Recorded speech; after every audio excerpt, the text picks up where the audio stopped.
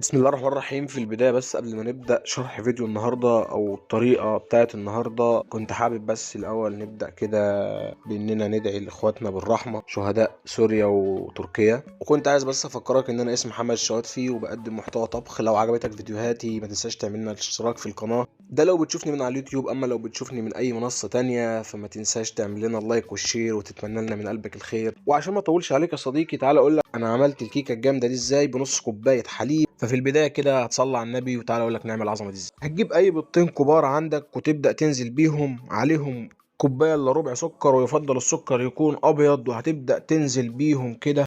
ولو عندك مضرب كهربائي فده هينجز معانا كتير، لو عندك يدوي ده هياخد وقت معانا شويه، مفيش مشكله. المهم هنبدا خلط كده بيهم، وهتخلط مش اقل من 5 دقايق لحد ما القوام يبدا يبيض معاك كده. تكون مجهز جنبها ربع كوباية من الزيت، اي نوع زيت عندك ما تقلقش انزل بيه، احنا اتفقنا ان احنا هنشتغل بالموجود. انزل بيه ومش هيفرق في الطعم.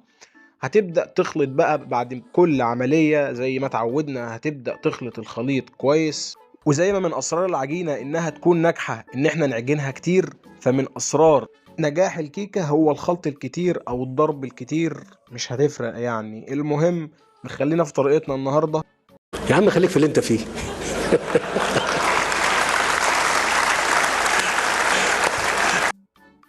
هتجيب كوباية دقيق زي اللي قدامك دي كده بالظبط، وتكون مليانة للآخر. هتنزل بيها كده في البولة وعليها رشة من الملح. هتكون مجهز معلقة بيكنج باودر أو معلقة ونص، أنا هنا استخدمت معلقة ونص بالظبط، ونزلت بيهم كده في البولة.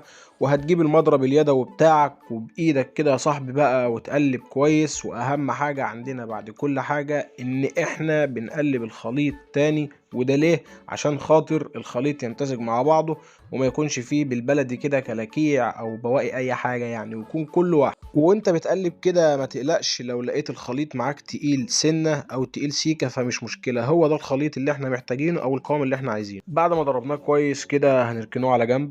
تكون مجهز كده يا صديقي نص كوبايه من الحليب، ومجهز في ايدك التانية كنكه، وهتبدأ تنزل بالنص كوبايه كده في الكنكه.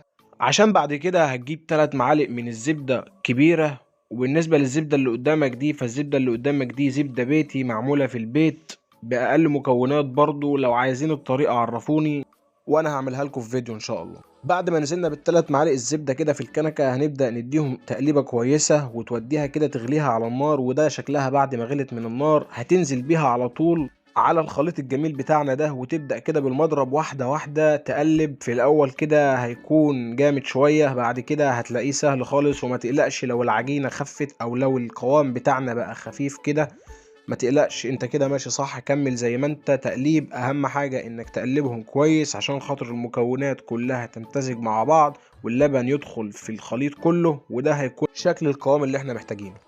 اما بالنسبه للخطوه دي فدي الخطوه الاخيره، وهي الفانيليا. الف ب كده، مادام موجود بيض يبقى لازم يكون موجود معانا فانيليا. الفانيليا بتعلي الطعم وبتخلي مفيش زفاره. هننزل بالمعلقه كامله، بس معلقه تكون صغيره، وهنبدا نقلبه زي ما انت شايف كده بالظبط، ومتقلبش كتير. خلاص هو ده القوام اللي احنا محتاجينه.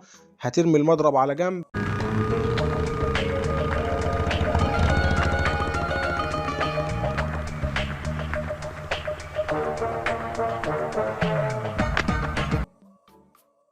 هتكون مجهز صينيه زي دي كده وجواها ورق زبده، وتجيب الخليط الجامد بتاعنا اللي احنا لسه عاملينه، وتبدأ تنزل بيه واحدة واحدة كده في الصينية، وتوزعه كويس، واوعى تسيب اي حاجة. وبعد ما تخلص هتمسك الصينية كده وتخبطها خبطتين في الارض.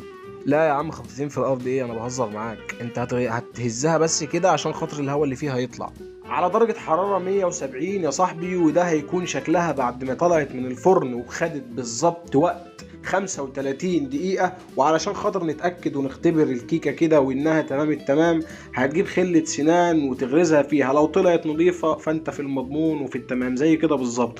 أما لو فيها أي حاجة فهتحتاج كمان شوية. وهنا يا صاحبي انا كنت حابب بس اوريك هي ازاي هشة وانا شايلها في ايدي كده، حرفيا مش حاسس بيها من كتر ما هي خفيفة كده وشكلها الجامد ده. وهنا يا صاحبي جه وقت التزيين اللي هو انا اصلا فاشل فيه وما بعرفش اعمله. المهم كده مسكت شوية كده من صوص الكراميل وقلت اخطط شوية اطلع اي حاجة، وده كان شكلها في الاخر. الشكل بيقول ان في جمدان، بس الله اعلم الطعم هيكون ايه. وجاءت اللحظة الحسينة يا صديقي، واللي هقول ناولني فيها شوكة يا صاحبي. وتعالى ندوق الجمدان ده بيقول ايه. بما ان شكله حلو فاكيد اكيد طعمه حلو. مسكت الشوكة كده يا صاحبي ونزلت عليها، وبسم الله.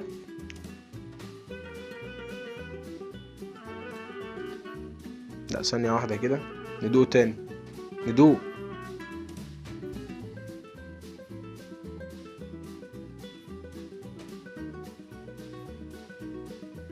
عايز اقول لك يا صاحبي والله ان الطعم جمدان جمدان من هنا للصبح. جربها وهتدعيلي. ولو وصلت معايا لحد هنا فكنت عايز اقول لك ان انا بحبك. سلام.